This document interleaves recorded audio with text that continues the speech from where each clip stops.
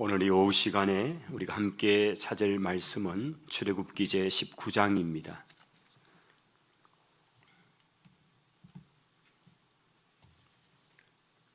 출애굽기 제 19장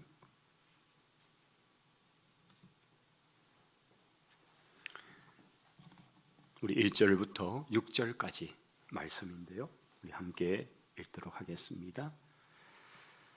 이스라엘 자손이 애굽 땅을 떠난 지 3개월이 되던 날 그들이 시내 광야에 이르니라. 그들이 르비딤을 떠나 시내 광야에 이르러 그 광야에 장막을 치되 이스라엘이 거기 산 앞에 장막을 치니라. 모세가 하나님 앞에 올라가니 여호와께서 산에서 그를 불러 말씀하시되 너는 이같이 야곱의 집에 말하고 이스라엘 자손들에게 말하라. 내가 애굽 사람에게 어떻게 행하였음과 내가 어떻게 독수리 날개로 너희를 업어 내게로 인도하였음을 너희가 보았느니라. 세계가 다 내게 속하였나니 너희가 내 말을 잘 듣고 내 언약을 지키면 너희는 내 모든 민족 중에서 내 소유가 되겠고 너희가 내게 대하여 제사장 나라가 되며 거룩한 백성이 되리라. 너는 이 말을 이스라엘 자손에게 전할지니라. 아멘.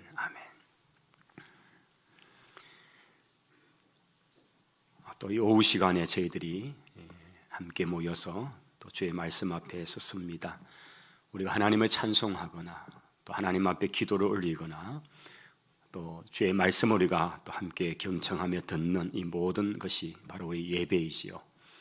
우리가 예배 가운데 하나님과 참으로 교통하고 또 하나님 안에 거하고 또 하나님이 내 가운데 거하시는 그런 놀라운 은혜를 우리가 누리게 되는 것입니다. 특별히 이제 말씀을 또 우리가 함께 받고 듣는 시간, 선포되는 하나님의 말씀, 또 그 말씀이 어떠한 것인가를 베레아 성도들처럼 참으로 상고하고 또 그 말씀을 자꾸 돌아가서도 또 찾아보고 또 그 말씀을 자꾸 이렇게 되새기면서 그 말씀이 늘 우리 안에 있도록 해야죠. 그러면 우리는 주님과 동행하는 삶이 되는 것입니다. 내 말이 너희 안에 있고 너희가 내 안에 있으면 이라고 하는 주님과 우리 하나됨의 그 신비한 연합은 어떤 육체적 연합의 개념이 아니죠. 바로 영적이고 신령한 연합은 그의 말씀이 내 속에 있는 것입니다. 그래서 오늘 우리가 예배 가운데 참 그 순서 하나하나가 다 귀하고 중요하죠. 찬송을 드리고 기도를 올리고 하나님께 어떤 것을 바치기도 하고 그 가운데 특별히 우리 개혁주의 신앙에서는 이렇게 설교라는 이 말씀을 선포하는 시간을 좀 이렇게 많은 비중을 두고 있는 것은 그런 이유입니다. 그 말씀이 하나님이 내게 하나님이 우리 공동체 주시는 하나님의 말씀을 우리가 받는 것이죠. 그래서 그 말씀을 듣는 것은 참으로 예배의 여러 순서들 가운데 또 참 귀한 순서이죠. 그래서 우리가 늘 말씀 앞에 서는 것입니다. 오늘 이 시간에는 저희들이 이제 창세기를 지나서 이제 출애굽기로 왔습니다. 출애굽은 말 그대로 애굽을 탈출하다라는 그런 뜻입니다. 엑스도스라는 단어를 쓰죠. 탈출하다, 탈출기다. 이제 그 탈출하는 나라 장소가 애굽. 애굽이라는 단어도 사실은 굉장히 어려운 한자입니다. 그냥 우리가 통상적으로 쓰는 나라명은 이집트잖아요. 이집트. 그래서 이집트를 탈출하는 이야기라는 거죠. 그 출애굽기 이렇게 성경입니다. 모세오경 우리가 성경 전체에서 두 번째 성경이 출애굽기입니다. 이 출애굽기는 역시 모세의 기록이죠. 모세가 기록한 5권의 성경 중에 하나입니다. 이 출애굽기 속에는 이스라엘이 이제 야곱의 식구들이 애굽으로 이민을 갔다. 요즘 표현이면 이민이잖아요. 외국으로 들어갔으니까 식구가 다 옮겨갔으니까 이민입니다. 입애굽이다 그렇게 표현도 합니다. 애굽으로 들어왔다. 이것으로 이제 창세기가 끝이 나죠. 그리고 출애굽기는 이제 그 뒤를 이어서 기록이 됩니다. 출애굽기 1장이 시작되는 부분을 보면 야곱과 함께 각각 자기 가족을 데리고 애굽에 이른 이스라엘 아들들의 이름이 이러하니라 이렇게 시작되면서 출애굽기 기록이 쭉 전개가 됩니다. 그러면서 그 족보가 처음 이렇게 조금 언급이 되고 그리고 나서 이제 한 집안 레위의 집안에 그리고 모세의 가정으로 이야기가 이제 전개가 됩니다.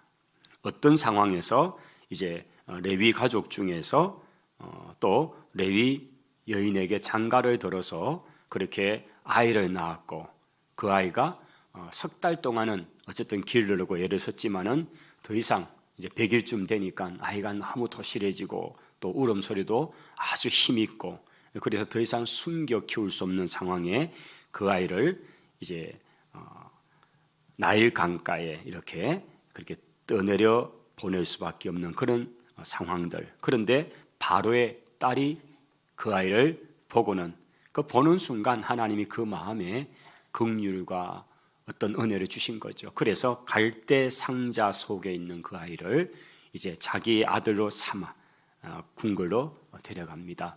그래서 물에서 건져내었다 해서 이름이 모세라는 이름이 되었다. 그래서 이제 모세 이야기가 드디어 나오는 거죠. 사실 이 출애굽기 성경은 모세가 기록한 성경입니다. 자, 이렇게 기록한 자신이 아마 자기 어머니를 통해서 출생의 비밀, 이런 또 성장의 비밀, 이런 스토리를 다 들었을 겁니다. 그뿐 아니고 우리 민족이 어떻게 이 땅에 왔는지 이런 얘기를 쭉 듣는 거죠. 사실 하나님이 말씀하신 대로 3대, 4대 후에 돌아온다라는 말씀하셨는데 우리가 애굽의 생활을 400년 또는 430년 이렇게 말합니다. 그렇지만은 이스라엘의 족보상으로는 불과 4대죠. 4대 만에 돌아오게 된다는 예언의 말씀이 그대로 성취가 되어서 모세 자신의 당대에 이제 이 백성을 이끌고 돌아오는 바로 그 이야기. 이게 하나님의 너무나 놀라운 약속의 성취다. 이것을 이제 기록하고 있는 말씀들인 거죠. 자, 모세가 40세까지 그는 바로의 궁궐에서 그가 성장을 합니다. 그리고 그 성장의 과정에 성경은 많은 정보를 주고 있지는 않습니다. 그러나 분명한 사실은 유모로 와서 자기를 기르는 친어머니, 그래서 진짜 친어머니에게서 젖을 먹으면서 자라나면서 또 그 어머니는 분명히 요즘을 말하면 월급을 받고 그렇게 하는 거잖아요. 그렇게 하면서 그 아이를 계속 하죠. 너는 히브리 민족이야. 어릴 때 계속 그 정체성을 심어줬겠죠. 그리고 이제 이 아이가 자라납니다. 그러면서 또 자기 어머니가 되는 바로 그 바로의 딸 공주잖아요. 그 어머니의 영향력이 있고 또 거기다가 또 그 계통을 정식 이어가는 바로 또 후계자와의 그런 갈등적 구조 이런 것들은 사실은 성경에서는 많이 언급을 하고 있지 않습니다만은 일반 역사나 이런 상황들을 통해서 그런 아주 미묘한 정치적인 갈등 속에서 모세가 행했던 그런 살인 문제 이런 것이 이제 결국 그를 도망가게 만든 거죠. 사실은 우리가 정상적으로 하면 좀 이해하기 어려운 그런 부분이죠.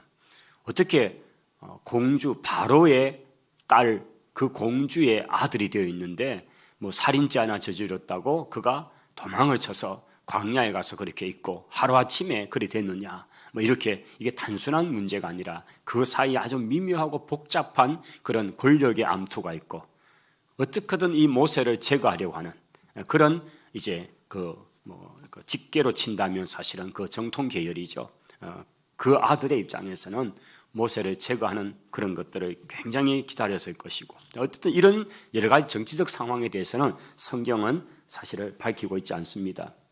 그러나 간단하게 이 화면 하나를 보시면 이게 이제 투트모스 1세, 이 투트모스 1세 이것이 바로 모세가 출생할 때의 바로의 이름입니다. 모든 남자아이들을 히브리 민족의 남자아이는 다 죽여버려라 이 명령을 내렸던 왕이죠. 그리고 이 투트모스에게 딸내미가 있습니다. 바로 저기 보시면 합셋수트라고 하는 딸입니다. 이 딸이 모세의 어머니가 되는 거죠.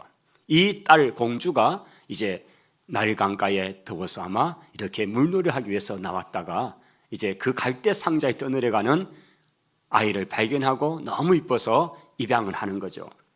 그렇지만은 이 투토모스 1세에게는 본체에게서 난 딸은 합세수트라고 하는 이 공주, 우리 성경에는 공주로 나와 있지만은 또 이 바로의 투토모스 1세에게는 또 여러 후처들이 있었을 거 아니에요. 그 가운데서 바로 낳은 아들이 투토모스 2세라고 하는 아들이 있습니다.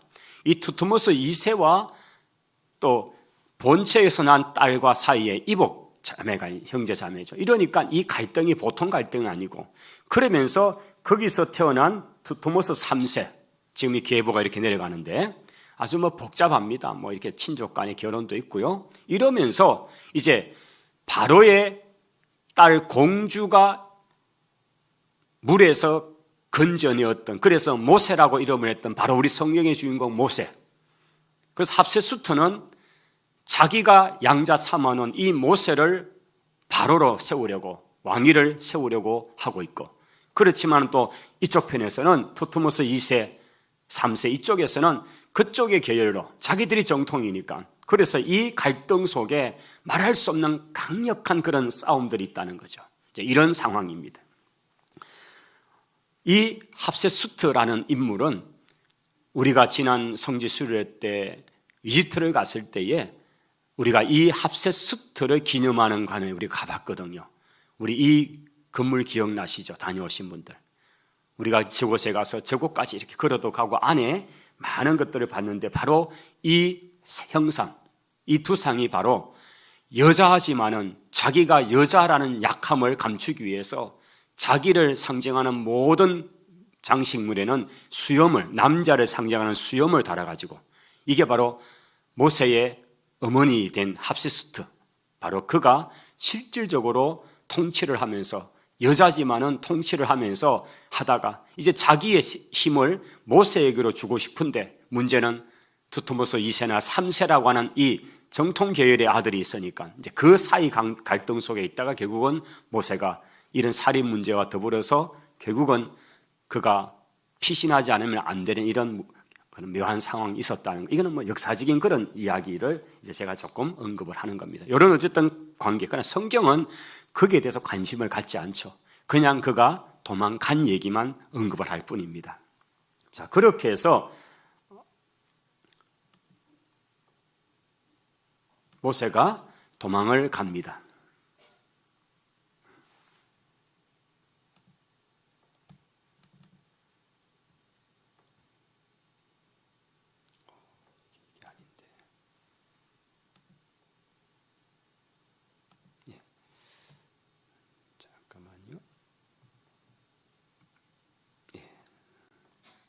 아직 좀 제가 원하는 그림이 안 나왔습니다. 이게 아닌데.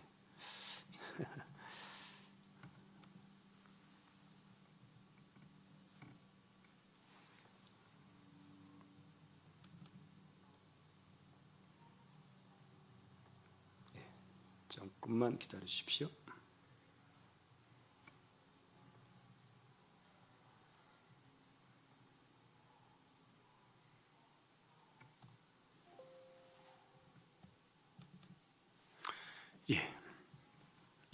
요거로 좀 바꿔주십시오.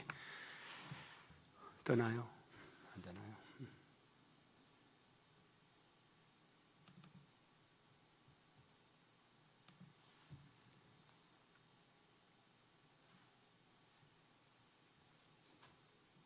제가 시내산 사진을 하나 올리려고 지금 이렇게 하는데 잘 안 따라와 주네요. 시내산 보지 말라고 자꾸 그러는데. 자, 모세가 어쨌든 그렇게 해서 우리 지금 앞에 화면에 있는 지도를 보시면 이게 이제 시나이 반도라는 곳입니다. 시나이 반도고요. 그 시나이 반도에 이렇게 역삼각형으로 되어 있는 저 아래쪽이 시내산이 되는 곳입니다. 자, 이 시내산에 모세가 이제 가죠. 우리가 성경에는 호렙이다 되어 있고요. 또 성경에는 미디안 땅이다라고 되어 있는 곳이 바로 저 부근입니다. 모세가 40살쯤 되었을 때에 그가 도망을 해서 이제 그 애굽 또 특별히 궁궐 그곳에서 있을 수 없어서 그는 꽤나 긴 길을 이동을 해서 미디안 광야의 땅까지 와서 거기서 이제 결혼을 하고 양을 치는 목동으로 생활을 합니다. 그가 활동하면서 양을 치는 그 부근 지역이 바로 시내산, 호렙산이 되는 거죠. 자, 여기서 그는 놀라운 경험을 하게 됩니다. 하나님을 만나게 됩니다. 우리가 출애굽기를 읽거나 공부를 할 때에 가져야 될 중요한 한 지점이 있는데 이것이 바로 시내산이 되죠. 그 시내산은 하나님을 만나는 장소였습니다. 지금 우리가 읽었던 오늘 본문은 19장인데 이 19장은 광야에서 또다시 미디안 광야에서 40년의 세월을 지내고, 그러니까 지난 40년은 바로의 궁궐에서 왕자의 대우로 살았던 40년이라면 두 번째 40년은 미디안 광야에서 완전히 그냥 목자로서 생활했고 평범하게 아내를 맡고 자식을 낳으면서 살았던 40년입니다. 이제 그의 나이가 80이 되었습니다. 이 80의 나이에도 여전히 그는 양을 치면서 이렇게 이제 광야를 다니고 있습니다. 그런데 그 마음의 계속적인 갈등이 무엇일까요? 자기 민족에 대한 거, 과연 하나님이 살아계실까? 하나님이 살아계시다면 우리 민족이 이렇게 고통당하는 것을 하나님 왜 내버려 두실까? 등등 많은 근본적인 질문 속에서 살았을 것이고, 무엇보다도 그런 아주 화려한 도시가 아니라 광야에서 살게 되는 그에게는, 여러 날 야영을 하면서 양들과 지내는 그에게는 그가 밟는 땅, 특별히 미디안 광야의 땅들 중에서 저 시내산 쪽에서는 뭔가 신령한 그런 경험들을 하게 되는 거죠. 제가 언젠가 한번 광야라는 단어를 설명을 해드린 적이 있습니다. 광야, 메타바르라는 단어를 쓰는데요. 그 메타바르라는 이 단어는 어디로부터 프람이라는 단어가 메가 되고요. 그 다음 메타바르라는 말은 말씀이라는 뜻이거든요. 그래서 말씀이 임하는 곳, 이것이 바로 광야의 의미입니다. 그래서 예수님 시대에도 그 도시에서 또는 성전 안에서 결탁해서 왕권과 결탁하고 제사장들과 결탁해서 그렇게 누리는 사람들이 사두개파라면, 또 그것이 못마땅하면서도 경건주의 운동을 하면서 율법주의로 사는 사람들이 바리새파 사람들이죠. 그런데 이런 사람들에게 너무 싫어서 그런 도시를 떠나서 광야에서 하나의 공동체를 형성해서 그렇게 활동하는 사람들, 그들이 이제 쿰난 공동체이기도 하고 세례 요한이 속했던 그런 공동체가 되기도 하겠죠. 그런 광야에 사는 사람들이 왜 광야에 있느냐? 바로 그들이 가지는 중요한 메시지, 메타바리란 광야의 의미죠. 말씀이 거기서부터 온다. 그래서 그들은 뭔가 경건하게 살고 있다 할 때에 그들은 그 광야에서 참으로 가장 단순한 삶을 살면서 극빈한 가운데서 오직 하나님만 바라보면서 그렇게 살아가는 사람들인 거죠. 그런데 그 출발이 사실은 모세의 이 광야, 미디안 광야에서 그가 지냈던 세월 속에서 그가 거기서 하나님을 경험하게 되잖아요. 우리가 너무나 잘 아는 떨기나무 불꽃 가운데서 나타나신 하나님입니다. 어느 날 모세가 양을 여러 날처럼 똑같이 양을 치고 이 시내산 아래쪽에서 이렇게 이제 양을 치고 있습니다. 그 시내산은 정말 가보면 참 희한합니다. 우선 여러분 저기 보시면 상당히 정상 부분에서 찍은 사진인데요. 여러분 나무가 하나도 안 보이지요. 일단 나무라고는 아예 보이지가 않습니다. 그도 그럴 것이 저게 전부 돌산이니까요. 그냥 돌산입니다. 그런데 이제 보통 저기로 올라가려면 새벽 한 2시쯤에 이제 일어나서 늦게까지 도착해가지고 숙소에서, 험한 숙소에서 한 2-3시간 눈을 붙이고 나면 또 이제 새벽에 일어나라고 신호가 옵니다. 그러면 다 이제 그 시간에 출발합니다. 왜냐하면 해가 뜨는 장면을 보기 위해서 한 서너 시간 이제 걸어서 쫙 올라갑니다. 그러면 저 시내산 정상 쭉 가까이 올라와서 이제 거기에 쭉 자리를 잡고, 거기 기념교회도 있고요. 또 거기는 또 최근에는 보니까 우리 한국의 신라면, 컵라면을 파는 데도 있더라고요. 그래서 추운데 떨면서 그 신라면을 5,000원이나 거금을 주고 이제 하나씩 또 이렇게 물을 받아 먹으면서 기다리는 거죠. 그러다가 조금 있으면 이제 해가 쫙 뜹니다. 또 잘못 들어가지고 모세가 신라면 먹고 기다렸다 이러면 이거 안 됩니다. 지금 왔다 갔다 했으면 얘기가. 자, 저 시내산에 근데 새벽 이제 동틀 때 가면요, 정말 놀라운 것은 그 아침 햇살이 뜰 때 저 산이 이렇게 색이 나옵니다. 그 태양이 처음 솟아날 때 그 빛이요, 아주 이렇게 온 산을 불타듯이 보여지거든요. 시간에 따라서 저 색깔이 막 바뀌는데 햇빛의 조도에 따라 달라지거든요. 그래서 그런 걸 이렇게 모세가 광야에서 이렇게 있으면서 보면 그 산의 그 웅장함도 있고 하여튼 뭔가 묘한 게 느껴지거든요. 자, 그렇게 그날도 양을 치고 이렇게 있는데 자기 시야에 보여지는 거기에 불이 난 거예요. 여러분, 우리 같은 산에 불 나면 뭐 나무가 타고 이러지만 사실은 거기는 나무도 별로 없고 이제 저기는 아래쪽에 있고, 저곳은 지금 사진은 정상부지만은요, 아래쪽에는 그래도 이제 군데군데 떨기나무 같은 게 있잖아요. 뭐 로뎀나무가 있기도 하고 시띠나무 정도가 있죠. 아카시아가 이런 거. 그런 게 불과 이제 물이 조금 흐르는 곳에 가끔씩 있는데, 이제 그런데 보니까 떨기나무 거기에 불이 붙어 있는 거죠. 그래서 아이고 저게 불이 났구나 그런 생각을 하죠. 그런데 가까이 갈수록 희한한 사실은 잎이 하나도 타지 않고 있는 거죠. 분명히 불은 붙었는데 잎이 붙었으면 이제 무슨 가지가 다 타버린다든지 이렇게 해서 뭔가 이렇게 모양이 줄어든 게 아니라 그대로인 거죠. 너무나 신기한 불이죠. 가까이 가니까 거기서 음성이 나오죠. 네가 선 곳은 거룩한 곳이다.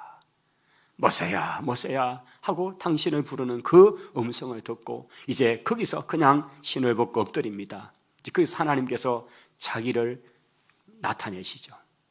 여기서 하나님이 자기를 어떻게 나타내셨느냐, 바로 여호와라는 이름인데요, 이 여호와라는 이름을 얘기하실 때 나는 스스로 있는 자다라고 당신을 표현하십니다. 물론 여기 이제 그 과정들은 제가 다 생략했습니다. 제가 가서 뭐 어떻게 누가 얘기했더냐, 네가 도대체 어떤 신을 만났기에 그렇게 얘기하느냐 이렇게 물을 때에 하나님, 제가 그럼 지금 배우 없는 분을 이름 어떻게 얘기할까 할 때 하나님이 스스로 자신을 소개하신 거죠. 나는 스스로 있는 자니라 이렇게 하셨던 그 말씀이에요. 그래서 여기에 하나님이 자기를 표현하셨을 때 나는 스스로 있는 자다.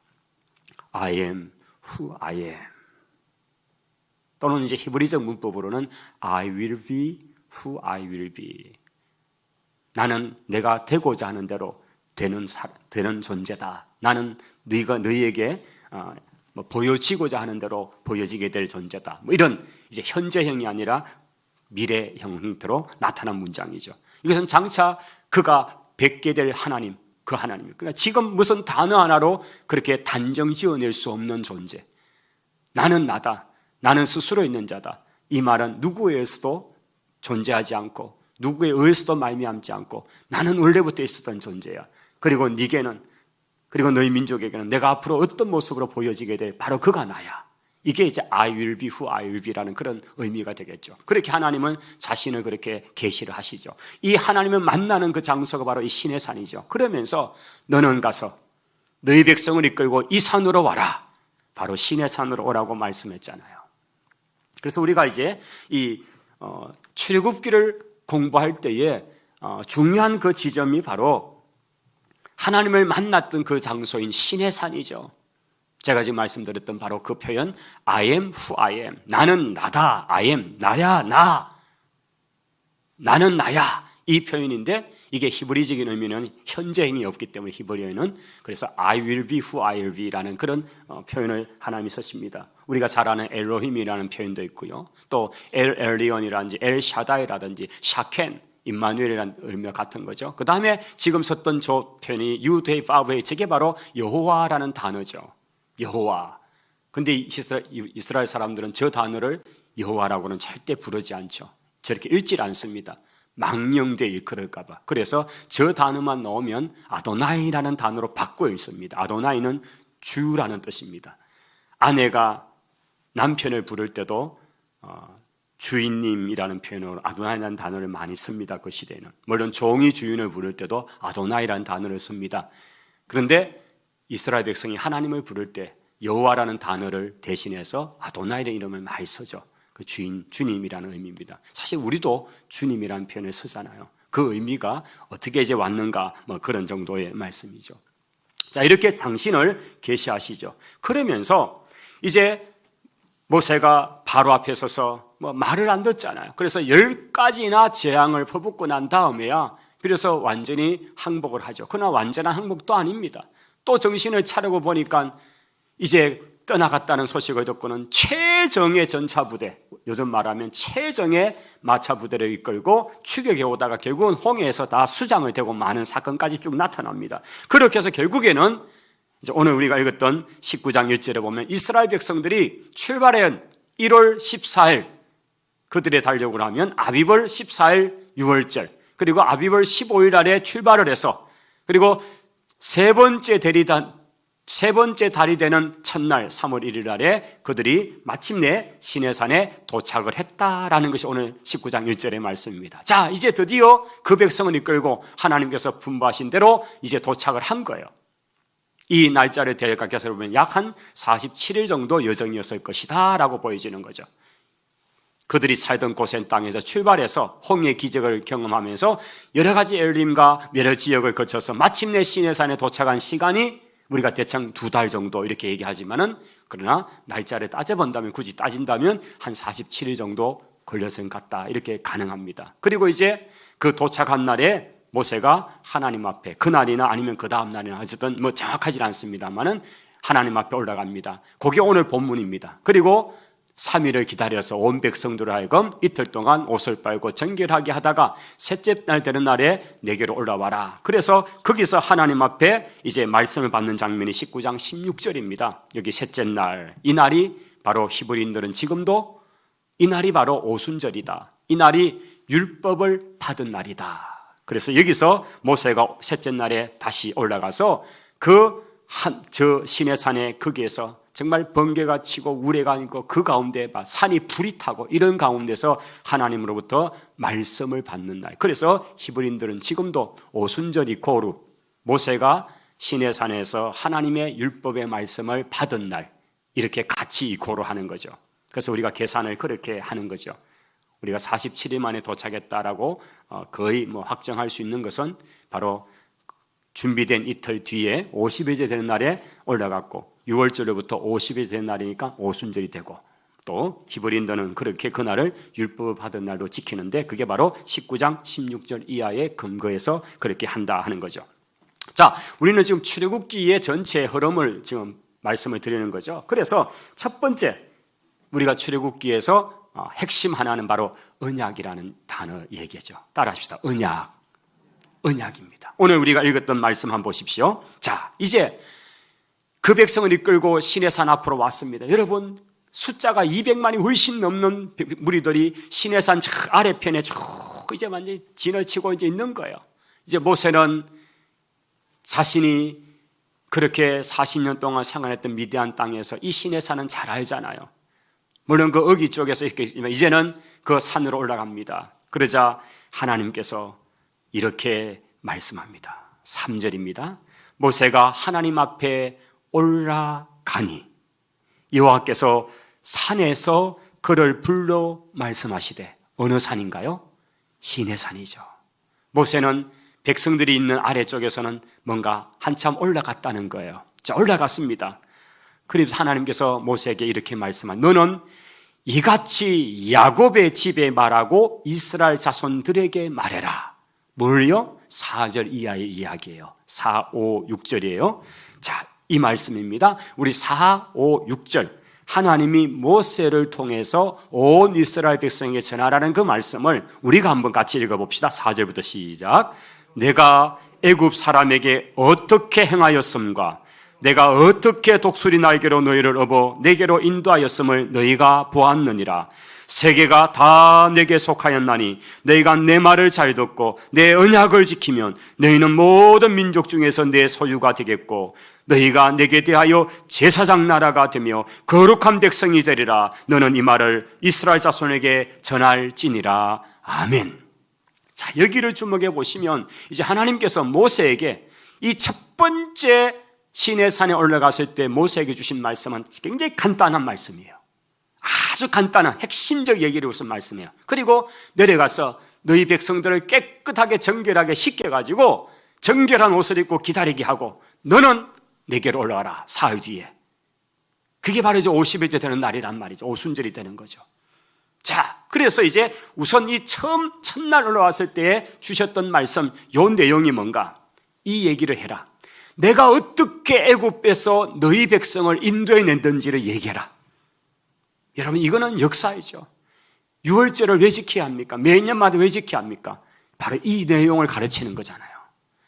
자기 세대는 죽을 수 있잖아요. 죽잖아요. 떠나잖아요. 그러면 아들의 세대와 아들의 세대는 이어가면서 절기를 통해서 이 역사적 사실을 계속 전수해 주는 거죠. 그래서 절기를 지키라는 거예요. 그래서 내가 애굽 사람에게 어떻게 행했는지, 어떤 재앙으로 그 백성을 그렇게 벌였는지와 내가 어떻게 독수리 날개로 너희를 업어서 내게로 인도했는지, 여러분, 하나님께서 그 백성을 애굽에서부터 이 시내산까지 채 2달 이 여정 동안에 오신 이 일이 전부 기적이었잖아요. 앞에 홍해가 쩍 갈라져서 좌우에 벽이 되어 있는 그 사이를 지나갔잖아요. 무슨 협곡을 지나가듯이 지나갔잖아요. 여러분, 살아서 그런 걸 볼 수 있는 사람들이 얼마나 있었겠습니까? 매일같이 하늘에서 양식이 내려가지고 메추라기를 먹고 만나를 먹으면서 이렇게 살아오는 이거 기적이잖아요. 이런 것을 하나님이 표현하시면서 독수리 날개 업어서 그렇게 했다. 그런데도 어지럽다고 힘들다고 얼마나 불평해야 되는지, 그러나 하나님이 그렇게 인도했잖아요. 이런 사실을 너희들을 전해라. 그러면서 5절입니다. 이제 핵심 얘기가 이거죠. 세계가 다 내게 속하였나니. 여러분, 하나님은 이스라엘만의 하나님이 아니에요. 세계가 다 내게 있었나니. 온 세상과 민족과 열방이 하나님의 것이죠. 여러분, 여기서 우리가 창세기 11장 12장을 통해서 보았잖아요. 왜 하나님이 노아 홍수 이후에 그 민족을 바벨 흩어버리셨습니까? 그들이 흩어지지 않고 자기 이름을 내면서 높이 대를 쌓고 그렇게 뭉쳤을 때 하나님이 그들을 흩어져서 하나님의 창조 명령, 번성하고 정복하고 땅에 충만하는 이 계명을 지키지 않는 것, 이 뜻을 어긋나게 했죠. 그래서 하나님께서 하시는 이 말씀이 바로 세계가 다 내게 속했다. 너희가 내 말을 잘 듣고 하나님의 말씀을 잘 듣고 그 다음 내 언약을 지키면, 이제 언약이 이제부터 나올 겁니다. 이게 바로 시내산 언약입니다. 십계명입니다. 레위기법 전체를 통해 주셨던 바로 그 시내산 언약의 이야기 전체가 담겨 있는 거겠죠. 이 언약입니다. 그리고 그 언약의 가장 핵심적 내용은 바로 5절 6절에서 이렇게 나오죠. 세계가 다 내게 속했다. 너희가 내 말을 잘 듣고 내 언약을 잘 지키면 너희는, 자, 이스라엘입니다. 너희는 모든 민족 중에서 내 소유가 되겠고, 그 다음입니다. 너희가 내게 대하여 어떤 나라가 된다? 제사장 나라가 된다는 거예요. 여러분, 제사장 나라는 뭡니까? 하나님과 백성 사이에 연결해주는 존재가 제사장이죠. 그러니까 나라로서는 제사장 나라가 뭡니까? 세상의 모든 나라가 이스라엘같이, 이스라엘처럼 그 역할을 하게 해준다는 거예요. 이스라엘을 통해서 세상 나라가 하나님을 배웠게 되고 하나님을 알게 되고, 야, 저 백성이 저렇게 복을 받네. 이게 바로 다윗 시대요 솔로몬 시대의 번영이죠. 그래서 온 세계 나라에서 찾아와서 왕을 한번 아련하겠다고, 그의 지혜를 한번 듣겠다고. 그게 바로 하나님이 주신 지혜잖아요. 그러니까 이런 모습이었죠. 그런데 인간이 엉망진창 만들어 버린 거지만은요, 이게 바로 이스라엘의 하나님이 세우고자 하는 위치였습니다. 존재의였습니다. 근데 이 언약을 이제 나중에 깨트려 버리죠. 지키지 못하죠. 그러나 여기 오늘 이 원전은, 오리지널 이 말씀은 뭡니까? 바로 이 언약의 말씀을 지켜 행하면 너희는 제사장 나라가 돼. 그 다음 거룩한 백성이 돼. 여러분, 거룩한 백성, 이게 얼마나 귀한 얘기입니까? 이 이야기를 이스라엘에게 전해라. 모세가 얼마나 뛰는 가슴으로 그 백성들 앞에 이 말을 선포했겠습니까? 놀랍게도 이 말씀은 신약에도 있어요. 베드로께서 우리에게 하시는 말씀 속에 너희가 왕같은 제사장이요 거룩한 나라라고 말씀하면서, 그 베드로 성경은 히브리 백성을 위해 선교력이 아니라 특히 지금의 터키 땅에 여러 지역에 흩어져 있는 그리스도인들에게 말하면서, 이방 땅에 사는 그리스도인들에게 말하면서, 그 말은 곧 우리에게 하시면서, 예수 그리스도 안에서 구원받은 하나님의 백성 우리 모두가 왕같은 제사장이요 거룩한 나라로서 바로 오늘 우리가 그런 위치로서 영적 이스라엘의 위치로 있다는 사실을 기억하시기 바랍니다. 바로 이 언약은, 구약은 한 민족을 향해서 시작해서 다른 민족으로 가기를 원했고, 그 사명을 이스라엘이 못하니까 결국은 이제는 이방에게로 와서 오늘 우리에게 이것이 동일하게 응해서 우리에게 영적으로 이 의미를 주셨습니다. 그렇다면 우리가 이 원리, 이것을 잘 깨닫고 이걸 가지고 그 하나님의 말씀을 잘 듣고 그 언약을 지키면 거룩한 나라가 되고 거룩한 백성이 되고 제사장의 나라가 되는 역할을 감당하는, 이것이 오늘날의 교회의 역할이요 사명인 줄을 믿습니다. 근데 이걸 잘 감당하지 못한다면 하나님께서는 그 교회에 옮기겠다고 그런 말씀을 하실 만큼, 이게 이제 우리가 계시록에서 보게 되는 7교회의 문제들이죠. 여러분, 바로 이게 언약의 이야기입니다. 그 다음에 이제 법, 바로 율법이죠. 이게 우리가 이제 그 뒤로부터 쭉 나오는 20장부터 출애굽기를 보시면 10계명이 나옵니다. 두 번째 시내산 올라갔을 때, 즉 50일째 올라갔을 그때에 10계명을 받습니다. 그것도 한 40일 동안 이제 그 산에서 막 뵙고 하면서 뭐 그 얼굴이 빛나고 이런 쭉 스토리가 나올 겁니다. 10계명뿐 아니죠. 그 외에도 레위와 세운 언약이라는 레위기 전체에 관한 말씀도 이제 쭉 받습니다. 대체적으로 시내산은 11개월 한 5일 동안 11개월 5일 정도 시내산에 머뭅니다. 그래서 출발한 날부터 시작해서 계산하면 1년하고 한 달쯤 지나서 이제 드디어 출발해서 가데스 바냐를 향해 가게 되는 장면을 우리가 민수기에서 보게 됩니다. 오늘 우리 출애굽기 이 상황 속에서는 바로 이 두 번째 법을 받습니다. 율법을 받는 장면이 있고요. 마지막 한 가지는 뭡니까? 바로 이 시내산에 머무는 기간 동안 11개월 한 5일 정도 기간 동안에 그들이 완성하는 게 또 하나가 있는데 바로 성막이었습니다. 이 성막을 하나님께서 이렇게 지어라 이렇게 지어라, 이게 출애굽기와 레위기에 나와 있죠. 그래서 그 규양대로 다 만들어서 완성을 하고 그 성막을 하나님 앞에 올려드리면서 하고 나면요, 이제 두 번째 유월절을 지키고 그리고는 조금 후에 출발해서 드디어 민수기 행진이 시작되는 장면을 보게 될 겁니다. 이것이 바로 출애굽기의 스토리죠.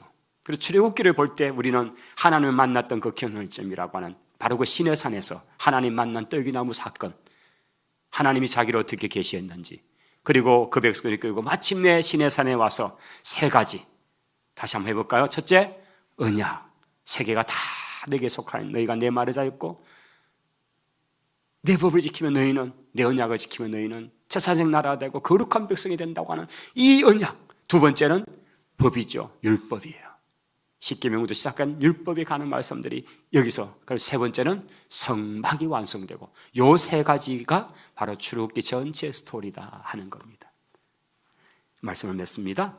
여러분께서 이 또 성경 우리가 가까이 읽어갈 때에 좀 이런 부분들을 또 기억하시면서 우리 출애굽기 성경, 이런 이야기구나, 우리가 이걸 기억하면서 특별히 이 언약은 그 백성만을 아는 게 아니고 오늘 또 우리에게도 주신 똑같은 그런 신앙적 이야기다는 것. 그래서 이걸 잘 붙들고 오늘 우리에게 주어진 사명, 또 교회의 존재의 이것을 잘 지켜내는 우리 모두가 되시기를 바랍니다. 기도하십시다. 하나님 감사합니다.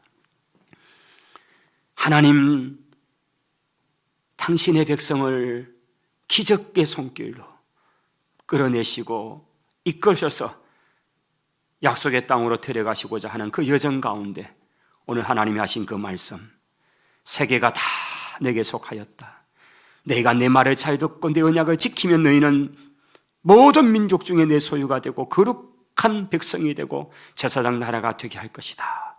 이것이 오늘 또 영적 이스라엘 된 저희를 향한 주의 약속의 말씀을 믿고 감사합니다. 그러한 민족으로, 그러한 백성으로, 그러한 자녀로 살아가는 우리 모두가 되기를 원합니다. 예수님 이름으로 기도하옵나이다. 아멘.